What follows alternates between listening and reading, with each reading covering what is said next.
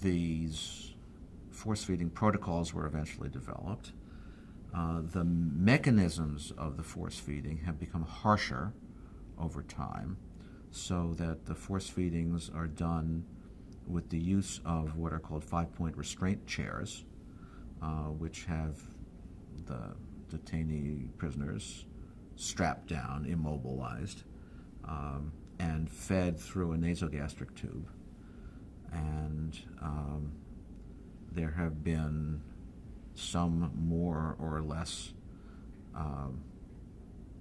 protests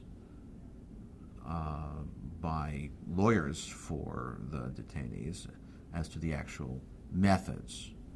Is the tube too big? Are the detainees caused to bleed or suffer other medical injury? There are also what are called forcible cell extractions, in which, with a degree of force, the detainees are removed from their cells for the force feeding.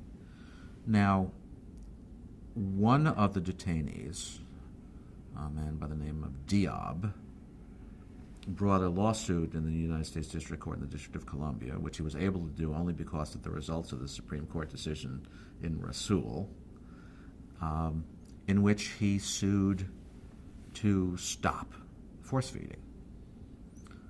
The case was before Judge Gladys Kessler in the District Court. Judge Kessler first ruled that she had no power to rule on this issue. The case was appealed to the District of Columbia Court of Appeals, which reversed her on that issue and said, yes, you do. Judge Kessler wrote some opinions in which she criticized harshly the force feeding as causing discomfort and being painful and being very unpleasant.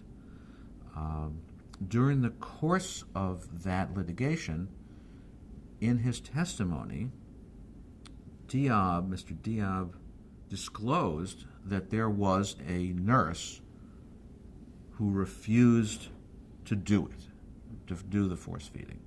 Didn't know the nurse's name, wouldn't know the nurse's name because any identification tags of the troops are obscured. He gave a physical description of the nurse, and once it became a subject of public knowledge that there was a nurse who turned out to be the nurse that I have represented over these years, I believe that the authorities felt they had to do something about it, and that's when he was sent back to his prior duty station, and it was recommended that he be prosecuted. For what crime? I believe the recommendation was for dereliction of duty.